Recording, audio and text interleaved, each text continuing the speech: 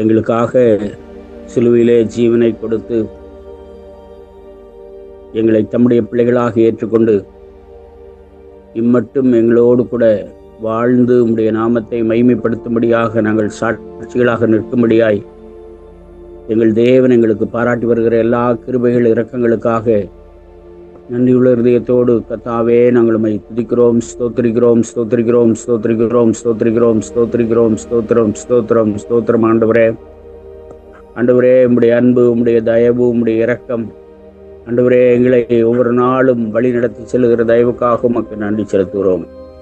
அன்புள்ள ஆண்டவரே, இந்த நாளிலும் உம்முடைய வார்த்தைகளை நீர் எங்களுக்கு தானமாக ஈவாக ஆண்டவரே நீர் கொடுத்து ஆசீர்வதிக்கிற தயவுக்காக நாங்கள் உம்மை துதிக்கிறோம், ஸ்தோத்திரிக்கிறோம்.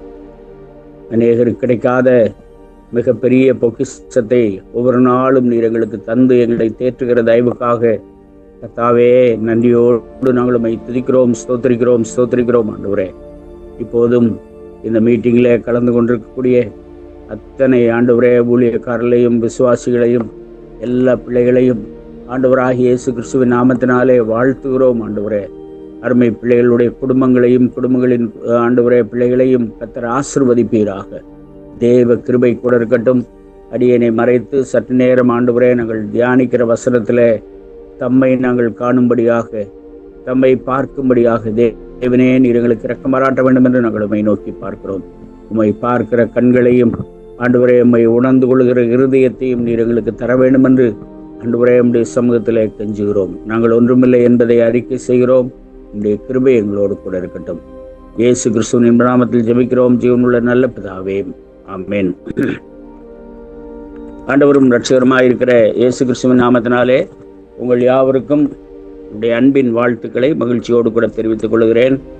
மறுபடியுமாக இந்த 10வது மாதத்தில் ஆண்டவருடைய வார்த்தைகளை தியானிக்கும்படியாக உங்களோடு கூட சேர்ந்து தேவனை மகிமைப்படுத்தும்படியாக கர்த்தர் தந்திருக்கிற வாய்ப்புக்காக உங்களை ஒருவேளை நேரில் பார்க்க முடியாவிட்டாலும் இந்த ஜூம் மூலமாக உங்களோடு கூட கலந்து கொள்வதற்காக நான் தேவனை துதிக்கிறேன், ஆண்டவருக்கு நன்றி சொல்கிறேன்.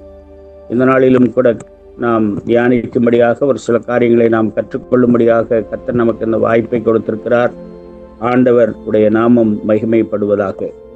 இந்த நாளினுடைய தலைப்பை நாம் எடுத்துக்கொள்வோமே ஆனால், பாதிக்கப்பட்டவர்களாக அல்ல வெற்றி பெற்றவர்களாக வாழுங்கள்.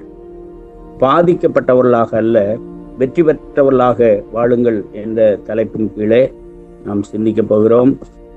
இந்த நாளின் வேத பகுதி ரோமருக்கு எழுதின நிருபம் 5வது அதிகாரம் 10-17 வசனங்கள். சிறுவர்களுக்காக மார்க் எழுதின சுவிசேஷம் 4வது அதிகாரம், அதனுடைய தலைப்பு இயேசு நல்ல நண்பர் என்ற தலைப்பின் கீழே தியானிக்கும்படியாகவும், அதில் அருமையான காரியங்கள் அங்கே சொல்லப்பட்டிருக்கிறதை நாம் பார்க்கின்றோம். ஒரு வருடத்திலே வேதாகமத்தை வாசிக்க அந்த பகுதி லூக்கா 23வது அதிகாரம் முதல் 56 வசனங்கள். இந்த நாளிலே மனப்பாட வசனத்தை நாம் எல்லாரும் எடுத்து வைத்துக் கொள்வோம். அது ரோமருக்கு எழுதின நிருபம் 5வது அதிகாரம் 15வது வசனம். ரோமர் 5:15.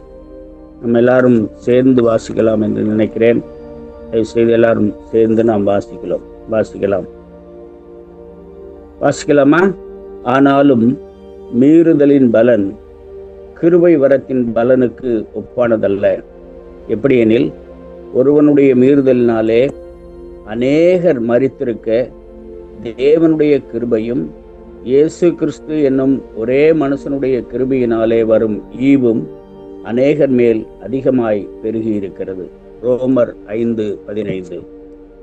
அருமையானவர்களே, இந்த வசனத்தை நாம் வாசிக்கும் போது அதில் மீறுதலின் பலன், கிருபை வரத்தின் பலன் என்று சொல்லி 2 பலன்களை குறித்து சொல்லப்பட்டிருக்கிறது. இது ரெண்டும் ஒன்றுக்கொன்று ஒப்பானதல்ல என்று தெளிவாக சொல்லப்பட்டிருக்கிறது. மீறுதலின் பலன் வேறு, கிருபை வரத்தின் பலன் வேறு என்று சொல்லி, அது எப்படி என்று சொல்லி விளக்கமும் அதே வசனத்திலே கொடுக்கப்பட்டிருக்கிறது.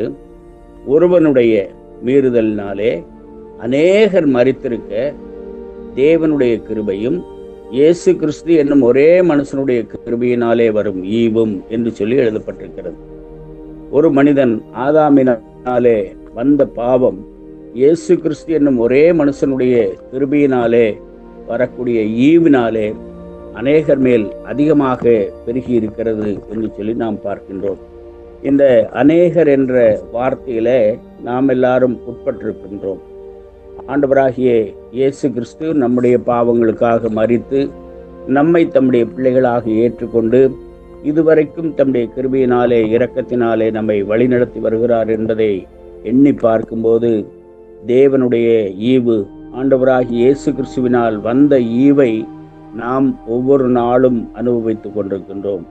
நாம் வாழுகிற வாழ்க்கையானது கிறிஸ்துவினால் நமக்கு கிடைத்த வாழ்க்கை ஒரு ஆவிக்குரிய உன்னதமான வாழ்க்கை என்பதை நாம் நினைத்து பார்க்கும்போது கர்த்தர் விசேஷித்த நன்மையும் விசேஷித்த அன்பையும் விசேஷித்த கிருபையும் விசேஷித்த காரியங்களையும் நம் பேரிலே, நம்முடைய குடும்பத்தின் பேரிலே தேவன் கொடுத்திருக்கிறார் என்பதை எண்ணி பார்த்து ஆண்டவருக்கு நாம் நன்றி சொல்வோம். இந்த அநேகரிலே நானும் ஒருவனாக இருக்கிறேன் என்பதை எண்ணி பார்க்கும்போது கிறிஸ்து எனக்காக மரித்தார் என்கிற அந்த மேன்மையான காரியத்தை நினைக்கும் போது கிறிஸ்துவனுடைய அன்பு எவ்வளவு பெரியது என்பதை நான் எண்ணி பார்க்கிறேன். எங்கோ ஒரு மூலையிலே எதற்கும் உதவாத, ஒன்றுக்கும் உதவாத என் பேரிலே என் தேவனாகிய கர்த்தர் எவ்வளவு அன்பு கூர்ந்திருக்கிறார் என்பதை எண்ணி பார்க்கும்போது கண்ணீரோடு ஆண்டவருக்கு நான் நன்றி சொல்கிறேன். நம்ம எல்லாருக்கும் அப்படிப்பட்ட கிருபையை ஆண்டவர் கொடுத்திருப்பதற்காக ஆண்டவருக்கு நாம் நன்றி சொல்லுவோம். இதில் இந்த வசனங்களை நாம் வாசித்து பார்க்கும்போது ஆதாமினுடைய பாவமானது முழு மனித குலத்திற்கு அழிவை கொண்டு வந்தது. அது நமக்கு நன்றாய் தெரியும்.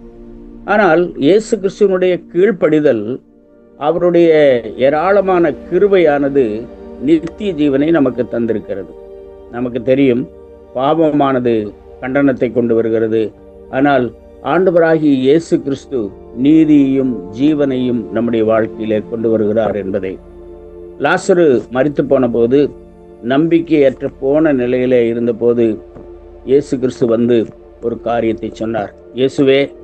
இயேசு அவரிடத்துல சொல்லும்போது, லாசருவே வெளியே வா என்று சொல்லி அங்கே அழைக்கிற ஒரு காரியத்தை குறித்து பார்க்கிறோம். நன்றாக தெரியும், மரித்திருக்கிற லாசருவை உயிரோடு கூட இருக்கிறவரை போல லாசருவே வெளியே வா என்று சொல்லி கொண்டு வருகிற ஒரு காரியம்தான் நம்முடைய வாழ்க்கையில மிகப்பெரிய நம்பிக்கையை கொடுக்கிற ஒரு காரியமாக இருக்கிறது. செத்துப்போன, நம்பிக்கையற்று போன, உயிரற்ற நிலையிலே இருக்கிற அநேக காரியங்கள் நம்முடைய வாழ்க்கையில இருந்தாலும் கூட நமக்கு ஒரு நம்பிக்கை உண்டு. ஆண்டவராகிய இயேசு கிறிஸ்து நம்முடைய வாழ்க்கையிலே நம்பிக்கையை கொடுக்கிறவராக இருக்கிறார் என்பதை எண்ணி பார்த்து ஆண்டவருக்கு நாம் நன்றி சொல்லும்படியாக இந்த லாசருவினுடைய சம்பவம் சொல்லப்பட்டிருக்கிறதை நாம் பார்க்கின்றோம். இயேசு கிறிஸ்து லாசருவை பார்த்து, மரித்து போயிருக்கிறான், கல்லறையிலே வைக்கப்பட்டிருக்கிறான், கட்டப்பட்டிருக்கிறான், இப்படிப்பட்ட நிலையெல்லாம் இருந்த போதிலும் கூட ஆண்டவராகிய இயேசு கிறிஸ்து மரணத்தை வென்றவர், அதற்கு சாத்தியமான, அதை செய்யக்கூடிய அதிகாரமுடையவராக இருந்தார் என்பதை நிரூபிக்கும்படியாக, சாட்சியாக இருக்கும்படியாக லாசருவை பார்த்து வெளியே வா என்று சொல்லி நமக்கும் அந்த நம்பிக்கையை கொடுக்கிற ஆண்டவராக இருக்கிறார். அருமையானவர்களே, இந்த நாளிலேயும் கூட எல்லா பிரச்சனைகளுக்கும் ஒரே தீர்வு ஆண்டவராகிய இயேசு கிறிஸ்து என்பதை நாம் மறந்து போகக்கூடாது. மரணத்தின் மீது இயேசு கிறிஸ்துவுக்கு அதிகாரம் இருந்தது. காரியங்கள் எவ்வளவு பெரிய கடினமாக தோன்றினாலும், கஷ்டமாக இருந்தாலும், நம்பிக்கையற்ற நிலையிலே இருந்தாலும், நாம் பாதிக்கப்பட்டவர்களாக இருந்தாலும் நமக்கு ஒரு நம்பிக்கை உண்டு. வெற்றியை தரக்கூடிய ஒருவர் நம்மோடு கூட இருக்கிறார். அவர் ஆண்டவராகிய இயேசு கிறிஸ்து. வெற்றி தரும் ஆண்டவராகிய இயேசு கிறிஸ்துவை நம்முடைய வாழ்க்கையிலே கொண்டு வாழும்போது நாம் வெற்றியுள்ளவர்களாக வாழுவோம் என்பதிலே எந்த விதமான சந்தேகம் இல்லை. ஆகையால் இந்த நாளிலே இந்த தலைப்பை நாம் பார்க்கும்போது அதை நாம் பெற்றுக்கொள்கிறவர்களாக மாறும்படியாக ஆண்டவர் நம்மை அழைக்கிறார். பாதிக்கப்பட்டவர்களாக அல்ல, வெற்றி பெற்றவர்களாக வாழுங்கள் என்பது. என்னாலே முடியாது, நம்மாலே முடியாது. ஆனால் நம்மோடு கூட இருக்கிற ஆண்டவராகிய இயேசு கிறிஸ்துவை கொண்டு, ஆண்டவராகிய இயேசு கிறிஸ்துவின் மூலமாக நாம் பாதிக்கப்பட்டவர்களாக அல்ல, வெற்றி பெற்றவர்களாக வாழுவதற்கு தேவன் நமக்கு நம்பிக்கையை கொடுக்கிறார் என்பதிலே எந்த விதமான சந்தேகமில்லை. இந்த ரோமருக்கு எழுதின நிருபம் 5ஆம் அதிகாரத்திலே நாம் பார்க்கும்போது 10ஆம் 11ஆம் வசனங்கள் 15 வசனங்களிலே நாம் பார்க்கும்போது இந்த வசனத்தை நாம் வாசித்து பார்க்கலாம். 10ஆம் வசனத்தை வாசிக்கும் போது, நாம் தேவனுக்கு சத்துருக்களாய் இருக்கையில் அவருடைய குமாரனின் மரணத்தினாலே அவருடனே ஒப்புரவாக்கப்பட்டோமானால், ஒப்புரவாக்கப்பட்ட பின் நாம் அவருடைய ஜீவனாலே ரட்சிக்கப்படுவது அதிக நிச்சயமாமே என்று சொல்லி சொல்லப்பட்டிருக்கிறது. நாம் எல்லாரும் அவரோடு கூட நண்பர்களாக அல்ல, பரிசுத்தவான்களாக அல்ல, யோக்கியர்களாக அல்ல, அவருக்கு சத்துருக்களாக இருக்கும் போதே ஆண்டவராகிய இயேசு கிறிஸ்து நமக்காக மரித்து நமக்கு ரட்சிப்பை கொண்டு வந்தார் என்று சொல்லி அந்த வசனம் சொல்கிறது. இந்த 11வது வசனத்தை வாசிக்கும் போது, இப்பொழுது ஒப்புரவாக்குதலை நமக்கு கிடைக்க பண்ணின நம்முடைய கர்த்தராகிய இயேசு கிறிஸ்துவின் மூலமாய் நாம் தேவனை பற்றியும் மேன்மை பாராட்டுகிறோம். இயேசு கிறிஸ்து எல்லாவற்றையும் செய்கிறவராக இருக்கிறார். 12ஆம் வசனம் இப்படியாக சொல்கிறது, இப்படியாக ஒரே மனுஷனாலே பாவமும் பாவத்தினாலே மரணமும் உலகத்திலே பிரவேசித்தது போலவும் எல்லா மனுஷரும் பாவம் செய்தபடியால் மரணம் எல்லாருக்கும் வந்தது போலவும் இதுவும் ஆயிற்று என்று எழுதப்பட்டிருக்கிற படியே 14ஆம் வசனத்திலே, அப்படி இருந்தும் மரணமானது ஆதாம் முதல் மோசே வரைக்கும் ஆதாமின் மீறுதலுக்கு ஒப்பாய் பாவம் செய்யாதவர்களையும் ஆண்டு கொண்டது. அந்த ஆதாம் பின்பு வந்தவருக்கு முன்னடையாளமானவன். ஆனாலும் மீறுதலின் பலன் கிருபை வரத்தின் பலனுக்கு ஒப்பானதல்ல. எப்படியெனில், ஒருவனுடைய மீறுதலினாலே அநேகர் மரித்திருக்க, தேவனுடைய கிருபையும் இயேசு கிறிஸ்து என்னும் ஒரே மனுஷனுடைய கிருபையினாலே வரும் ஈவும் அநேகர் மேல் அதிகமாய் பெருகி இருக்கிறது என்று சொல்லி எழுதப்பட்டிருக்கிறது. ஆக சுருங்க சொல்ல போனால், ஆண்டவராகிய இயேசு கிறிஸ்துவனுடைய கிருபை, அவர் நம்மேல் வைத்த அன்பு, நாம் தேவனுடைய பிள்ளைகளாக வாழும்படியாக கர்த்தர் நமக்கு உதவி செய்கிறார் என்று சொல்லி நாம் அறிந்து கொள்கிறோம். அருமையானவர்களே, இந்த நாளிலே நாம் தெரிந்து கொள்ளும்படியாக, சிந்திக்கும்படியாக நாம் தெரிந்து கொண்ட மிஷனரி அதோனிராம் ஜட்சன் என்ற தேவனுடைய மனிதனை குறித்து நாம் சிந்திக்கவிருக்கிறோம். இந்த அதோனிராம் ஜட்சன் என்பவர் முதலாக இந்தியாவுக்கு வந்த முதல் புராட்டஸ்டன்ட் மிஷனரி என்று சொல்லி பார்க்கிறோம். புராட்டஸ்டன்ட் என்று சொல்லும்போது, இந்த சீர்திருத்த காரியங்களை கொண்டு உலகத்திற்கு, தேசத்திற்கு அப்படிப்பட்ட காரியங்களை சொல்லக்கூடிய காரியங்கள் நாம் அறிந்திருக்கின்றோம். அப்படிப்பட்ட மிஷனரியாக இந்தியாவுக்கு வந்த ஒரு மிஷனரி ஆவார்.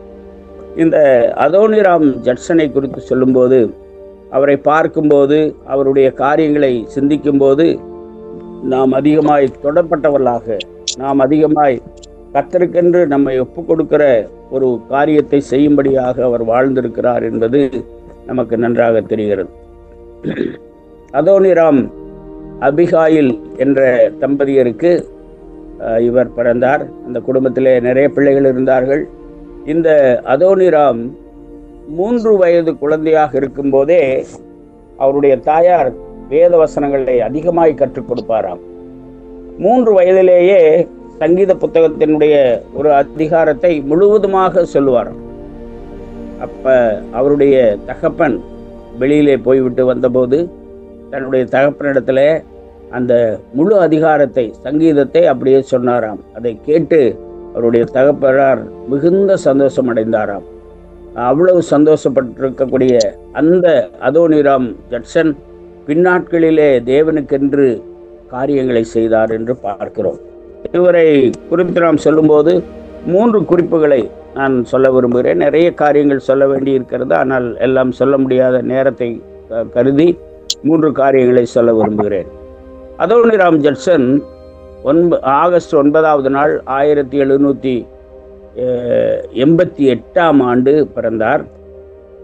இவருடைய வாழ்க்கை மிக அருமையான ஒரு வாழ்க்கை. தாயார் நல்ல தேவனை பற்றி விசுவாசமுள்ள ஒரு தாயாராக இருந்தார். தந்தையும் அப்படித்தான் இருந்தார் என்று பார்க்கிறோம். அமெரிக்காவில் இருந்து வந்த முதல் வெளிநாட்டு மிஷினரி என்று பார்க்கிறோம். நான் சொன்னேன், சிறுவயது முதற்கொண்டு இவருடைய ஞானம், இவருடைய அறிவு மிகவும் ஆச்சரியமாக இருந்தது என்று சொல்லி இவர் அப்படியே வளர்ந்து கொண்டிருந்தார். வளர்ந்து கொண்டிருக்கக்கூடிய காரியங்களை பார்க்கும்போது வாலிபனாக வரும்போது நன்றாக நல்ல கட்டுடைய சரீரத்தை கொண்டவராக, அழகானவராக அவர் இருந்த காலங்களிலே நன்றாய் வாழ்ந்து கொண்டிருந்தார். ஆனால் இவருக்கு இருந்த ஒரு நண்பர், அந்த நண்பர் ஜேக்கப் பேமோஸ் என்கிற ஒரு நண்பர் இவருக்கு இருந்தார். அவர் இவரை ஆண்டவரோடு கூட சேர்ந்து வாழக்கூடிய அந்த வாய்ப்பு இல்லாதபடிக்கு அவிசுவாசத்தை இவருக்கு ஊட்டின ஒரு நண்பராக இருந்தார். கடவுள் என்று ஒருவர் இல்லை, கடவுள் சொல்லக்கூடிய கடவுளை பற்றி சொல்லக்கூடிய காரியங்கள் உண்மையல்ல, இயேசு கிறிஸ்து என்பவர் இல்லை என்று சொல்லி அவர் வித்தியாசமான போதகத்தை கொடுக்கக்கூடிய ஒருவராக இருந்தார். ஆனால் ஒரு முறை அந்த பகுதியிலே வந்த ஒரு ஊழியக்காரர் கொடுத்த ஒரு நற்செய்தி, அந்த பிரதியின் மூலமாக இவர் ஆண்டவரை அறிந்து கொண்டு ஆண்டவருக்காக வாழும்படியாக தன்னை ஒப்புக் கொடுத்தார். இவருடைய வாழ்க்கை மிகவும் ஆச்சரியமான ஒரு வாழ்க்கையாக இருந்தது. அந்த பாரத்தோடு கூட இவர் 1812ஆம் ஆண்டிலே பர்மா, இப்போது மியான்மர் என்று சொல்லக்கூடிய அந்த இடத்திற்கு முதல் மிஷனரியாக கப்பல் பயணம் செய்தார். அவர் அப்படி அவர் திருமணமான 13வது நாளிலே அவர் அந்த கப்பல் பயணம் செய்தார். அப்படி கப்பல் பயணம் செய்யக்கூடிய அந்த நாட்களிலே நிறைய பாதிப்புகள், நிறைய கஷ்டங்கள், நிறைய வேதனைகள் இப்படியெல்லாம் இருந்தது. அவர் இங்கு பர்மாவுக்கு வந்த போதிலும் அங்கு பர்மாவில் இருக்கிறவர்கள் இவரை ஏற்றுக்கொள்ளவில்லை. சிறைச்சாலையிலே பல ஆண்டுகள் இருக்க வேண்டியதாயிற்று. சிறைச்சாலை பாடுகள், ஏராளமான பாடுகளை அவர் அனுபவித்தார். எவ்வளோ பாடுகள் இருந்தாலும் கூட நான் ஆண்டவரை விட்டுவிட மாட்டேன் என்கிற ஆசையோடு கூட அவர் ஊழியம் செய்தார் என்று சொல்லி நாம் பார்க்கின்றோம். அவருடைய வார்த்தை சொல்லும்போது அவர் இப்படியாக சொல்லுகிறார், சிலுவை நிரந்தரமாக நாட்டப்படும் வரை இந்த இடத்தை விட்டு நான் செல்லப்போவதில்லை என்று சொல்லி அவ்வளவு ஆணித்தரமாக அவர் கர்த்தருக்காக நின்றார். எப்படி இந்த ஊழியத்தை செய்ய ஆரம்பித்தார் என்று சொல்லி நான் சொன்னேன், ஆண்டவரை ஏற்றுக்கொண்ட ஒரு காரியம். ஆனால் இந்த அவருடைய நண்பரை குறித்து நான் சொன்னேன். ஒரு முறை அவர் வெளி இடங்களுக்கு சென்று விட்டு ஒரு இடத்துல போய் ஒரு விடுதியிலே போய் தங்கும்படியாக அவர் சென்றார். அந்த விடுதியில் இருக்கக்கூடிய மேனேஜர் சொன்னார், இங்கு இடமில்லை, இங்கு தங்க முடியாது என்று சொல்லி சொன்னார். அவர் சொன்னார், வேறு வழியே இல்லை, இங்கே ஒரு வாசல் படியிலே கூட நான் படுத்துக்கொள்கிறேன், இந்த ஒரு இரவு மட்டும் எனக்கு இடம் கொடுங்கள் என்று சொல்லி கேட்டாராம். அவர் சரி இருந்து விட்டு போங்கள் என்று சொல்லியிருக்கிறார். ஆனால் இவர் அங்கு தங்கி இருக்கும்போது பக்கத்து அறையிலே இருக்கக்கூடிய ஒரு வாலிபனுடைய சத்தம் அகோரமாக இருந்தது. அவன் கதறி கதறி அழுகிற அந்த சத்தம், வேதனையோடு கூட இருக்கிற சத்தம், கஷ்டப்படுகிற அந்த சத்தம், கண்ணீரோடு கூட விடுகிற அலறல், இவைகளெல்லாம் கேட்டு முழுவதும் இவராலே தூங்க முடியவில்லை. என்ன செய்வது என்று தெரியவில்லை. இரவு கழிந்தது. அடுத்த நாள் காலையில அந்த விடுதி மேலாளரை சந்தித்து கேட்டான், ராத்திரி முழுவதும் ஒரு வாலிபன் கத்தி கொண்டிருந்தானே, என்னவாயிற்று என்று சொல்லி கேட்டான். அவர் சொன்னார், அந்த வாலிபன் இறந்து போய்விட்டான் என்று சொல்லி. எல்லாரும் போய் பார்த்தார்கள். இவரும் அங்கே போய் பார்த்தார். பார்க்கும்போது அந்த வாலிபன் வேறு யாருமல்ல, தன்னை தேவனுக்கு விரோதமாக நடத்தி வைத்த அந்த ஜேக்கப் பேமோஸ் என்ற அந்த ஒரு நண்பன் தான் அங்கே இருந்தான். இவன் மிகவும் உடைந்து போய்விட்டார். இந்த நண்பன் இறந்து போய்விட்டானே என்று சொல்லி அவருக்காக அதிகமாக பிரயாசப்பட்டு அதிகமாக வேதனைப்பட்டார், அழுதார், கண்ணீர் விட்டார். இந்த வாலிபனை, இந்த அருமையான நண்பனை இழந்து விட்டேன் என்று சொல்லி. அப்போது இவருக்கு இன்னும் அதிகமான பாரம் வந்தது. எப்படி ஆகிலும் இயேசு கிறிஸ்துவை மற்றவர்களுக்கு சொல்ல வேண்டும். இந்த நண்பனுடைய கேள்வி என்னவாக இருந்தது,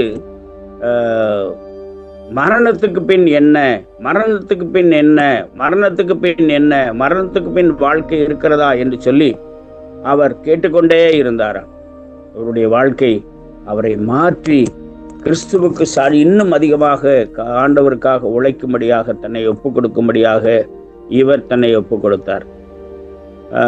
இவர் 6 ஆண்டுகளாக 6 ஆண்டுகளாக ஊழியம் செய்து ஒரே ஒரு ஆத்மாதான் ஒரே ஒரு ஆத்மாவைத்தான் ஆண்டவருக்கென்று சம்பாதிக்க முடிந்தது.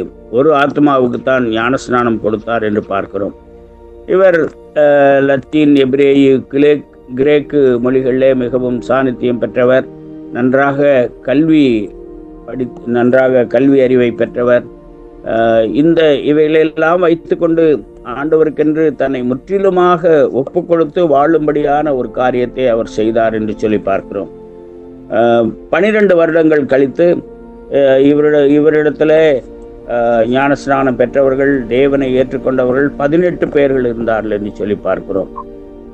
ஏறத்தாழ 20 மாதங்களுக்கு மேலாக அவர் சிலுவையிலே சிறையிலே இருந்தார். மனைவி, பிள்ளைகள், இந்த காரியங்கள் எல்லாம் பார்க்கும்போது அதிக வேதனையோடு கூட தன் நாட்கள் இருந்தது. ஆனாலும் இவருடைய வாழ்க்கையினுடைய முக்கியமான காரியம் என்னவென்றால், எப்படி ஆகிலும் கிறிஸ்துவை நான் இந்த உலகத்திற்கு கொடுத்து விட வேண்டும் என்ற அந்த ஒரு ஆசையோடு கூட இருந்தார். பல ஆண்டுகளாக கனி இல்லை என்று சொல்லி அவர் வேதனைப்பட்டாலும் கூட வேதாகமத்தை பர்மிய மொழியிலே, முழு வேதாகமத்தை பர்மிய மொழியிலே அவர் மொழிபெயர்த்து 1834 ஆண்டிலே அந்த பர்மிய மக்களுக்கு கொடுத்தார் என்று சொல்லி பார்க்கிறோம். இவர் மூலமாக கற்றுக்கொள்ளக்கூடிய வாழ்க்கை பாடம் என்று சொல்லி பார்க்கும்போது, ஒப்புரவாகுதலில் மகிழ்ச்சியாக இருக்க வேண்டும், பாவத்தின் யதார்த்தத்தை அங்கீகரிக்க வேண்டும் என்பது. ஒப்புரவாகுதலில் மகிழ்ச்சியாயிரு, பாவத்தின் யதார்த்தத்தை அங்கீகரி என்பது. ஒப்புரவாகுதலில் மகிழ்ச்சியாயிரு என்பது என்ன? தன்னை உணர்ந்து, தன் பாவத்தை உணர்ந்து அறிக்கை செய்து தேவனோடு கூட ஒப்புரவாகிற காரியம்தான் முழுமை பெறக்கூடிய ஒரு காரியமாக இருக்கும் என்பதை அவர் அறிந்திருந்தார். அதை மற்றவர்களுக்கும் சொன்னார். அப்படியானால் நம்முடைய வாழ்க்கை வெற்றியுள்ள வாழ்க்கையாக மாற வேண்டும் என்றால் நாம் தேவனோடு கூட ஒப்புரவாகக்கூடிய அந்த ஒரு நிலை மிகவும் அவசியம் என்பதை அவர் சொன்னார். அது மாத்திரமல்ல, பாவம் என்பது கொடியது, பாவம் என்பது விட்டுவிட வேண்டியது, பாவம் என்பது மரணத்தை கொண்டு வரக்கூடியது, பாவம் நித்திய ஜீவனுக்கு எதிரான ஒரு காரியம் என்பதை நாம் அறிந்திருக்க வேண்டும். அதை பாவத்தினுடைய யதார்த்தத்தை நாம் அங்கீகரிக்க வேண்டும் என்று சொல்லி அவர் உணர்ந்திருந்தார். பாவம் எவ்வளவு கொடியது என்பதை நாம் அறிந்திருந்தால் மாத்திரமே தேவனுடைய தயவுக்கும், தேவனுடைய இரக்கத்திற்கும், தேவனுடைய அன்பிற்கும் நாம் பாத்திரவான்களாக மாறும்படியாக நம்மை ஒப்பு கொடுக்கவும், தேவனுடைய பிள்ளைகளாக மாறவும் நம்மை அது வழிநடத்தும் என்பதை இவர் கற்றுக் கொடுத்தார் என்று பார்க்கிறோம். ஆம், அருமையானவர்களே, இந்த நாட்களிலே நமக்கு நன்றாய் தெரியும் பாவத்தினுடைய கொடுமை எவ்வளவு என்பது. இவருடைய வாழ்க்கையை நாம் பார்க்கும்போது சில காரியங்களை அவர் சொல்லி வைத்திருக்கிறார். துன்பத்தில் உண்மையாக இருப்பது நித்திய அறுவடை கொண்டு வரும், எதிர்காலம் கடவுளின் வாக்குறுதியைப் போலவே பிரகாசமாக இருக்கிறது என்ற காரியங்களை கற்றுக் கொடுத்தார். இப்படி அநேக காரியங்களை கர்த்தருக்காக செய்து மரித்த இந்த அருமையான அதோனிராம் ஜட்சன் நம்முடைய வாழ்க்கைக்கு ஒரு மிகப்பெரிய பாடமாக இருக்கிறார். அவரை சொல்லும்போது இப்படியாக சொல்லுவார்கள், மரணம் வரைக்கும் அழுது கொண்டே இருப்பாராம். எப்படியாகிலும் ஆத்துமாக்களை தேவனுக்கென்று ஆதாயப்படுத்தி விட வேண்டும், தேவனுக்கென்று ஆதாயப்படுத்தி விட வேண்டும் என்பதிலே அவர் 100% உண்மையாக வாழ்ந்தார் என்று சொல்லி நாம் பார்க்கின்றோம். நமக்கு கொடுத்திருக்கிற ஊழியத்திற்காக ஆண்டவரை நாம் துதிப்போம். இருக்கிற நிலையிலே நம்மால் என்ன செய்ய முடியுமோ அதை கர்த்தருக்கென்று உண்மையாக செய்யும்போது கர்த்தருடைய நாமம் மகிமைப்படும். அவர் இறந்த இந்த வாழ்க்கை குறித்து பார்க்கும்போது மிகவும் ஆச்சரியமாக, ஆனால் சவாலாக இருந்தது. 1850ஆவது ஆண்டு அவர் கடலிலேயே அடக்கம் பண்ணப்பட்டார் என்று சொல்லி எழுதப்பட்டிருக்கிறது. எப்படியானாலும் அமெரிக்காவிலிருந்து வந்த அந்த பர்மிய மிஷினரி தேவனுடைய ராஜ்யத்தை கட்டும்படியாக தன்னை முழுவதுமாக ஒப்பு கொடுத்தார். இந்த நாட்களிலே நம்முடைய வாழ்க்கையிலே பலவிதமான சவால்கள், பாடுகள் எல்லாம் உண்டு. ஆனாலும் கர்த்தருக்காக வாழுகிற காரியத்தை ஒரு நாளும் கர்த்தர் மறந்து விட மாட்டார். நன்மை செய்கிற தேவன் எப்போதும் நம்மோடு கூட இருப்பார். கண்களை மூடி தலைகளை தாழ்த்தி நாம் ஜெபிப்போம். நேசிக்கிற நல்ல ஆண்டவரே, இந்த நாளிலேயும் நீர் எங்கள் முன்பதாக நிறுத்தின அநேக தேவனுடைய வேத திருஷ்டாந்தங்களை உம்முடைய சமூகத்திலே நாங்கள் ஒப்புக் கொடுக்கிறோம். அது எங்களுடைய வாழ்க்கையினுடைய அங்கமாக மாறும்படியாக எங்களை தாழ்த்தி ஒப்புக் கொடுக்கிறோம். கிறிஸ்துவை நாங்கள் மற்றவர்களுக்கு கொடுக்கிற வரைக்கும் நாங்கள் ஓயப்போவதில்லை என்கிற அந்த ஒரு உறுதியான காரியத்தை எங்களுடைய வாழ்க்கையில பெற்றுக்கொள்ளும்படியாய் தேவன் எங்களுக்கு இரக்கம் பாராட்டும். எங்களுக்கு பாடுகள் இல்லாத வாழ்க்கை இல்லை. ஆனாலும் பாடுகளின் வழியே எங்கள் தேவனாகிய கர்த்தர் எங்களுக்கு போதுமானவராக இருக்கிறார் என்பதை நாங்கள் அறிந்திருக்கிறோம். அதற்காக நாங்கள் உமக்கு நன்றி செலுத்துகிறோம். ஆண்டவரே, எங்கள் பாடுகளை காட்டிலும் இந்த உலகத்திலே வாழுகிற ஏராளமான மக்களை நாங்கள் நினைத்து பார்க்கும்போது பல விதமான பாடுகளும் வேதனைகளும் கண்ணீரும் கலக்கமும் இருக்கும்போது இவர்களுக்கு இயேசு கிறிஸ்துவை கொடுக்க வேண்டியது எங்களுடைய கடமை என்பதை உணர்ந்தவர்களாக நாங்கள் ஓடி காரியங்களை செய்யத்தக்கதான கிருபையும் பலத்தையும் நீர் எங்களுக்கு தர வேண்டும் என்று நாங்கள் செபிக்கிறோம். ஊழியக்காரர்களுடைய குடும்பங்களை, பிள்ளைகளை, ஆண்டவரே, தேவைகளை உம்முடைய கரத்துல கொடுக்கிறோம். கர்த்தர் ஆசீர்வதித்து மேன்மையான காரியங்களை தப்பிக்கும்படியாக உம்மை நோக்கி நாங்கள் பார்க்கிறோம். அருமையான கல்வாரி சேப்பல் ஊழியங்களுக்காக ஆண்டவரே நாங்கள் உம்முடைய சமூகத்திலே வருகிறோம். அண்ணனையும் அக்காவையும் அன்பு பிள்ளைகளையும் பிள்ளைகளின் பிள்ளைகளையும் கர்த்தர் ஆசீர்வதிப்பீராக. ஆண்டவரே, எடுக்கிற எல்லா முயற்சிகளையும் கர்த்தர் ஆசீர்வதிப்பீராக. வருகிற நாட்களிலே நடக்கக்கூடிய காரிய ஆண்டவரே கூட்ட ஒழுங்குகள் எல்லாவற்றையும் கர்த்தர் ஆசீர்வதியும். தேவ கிருபை கூட இருக்கட்டும்.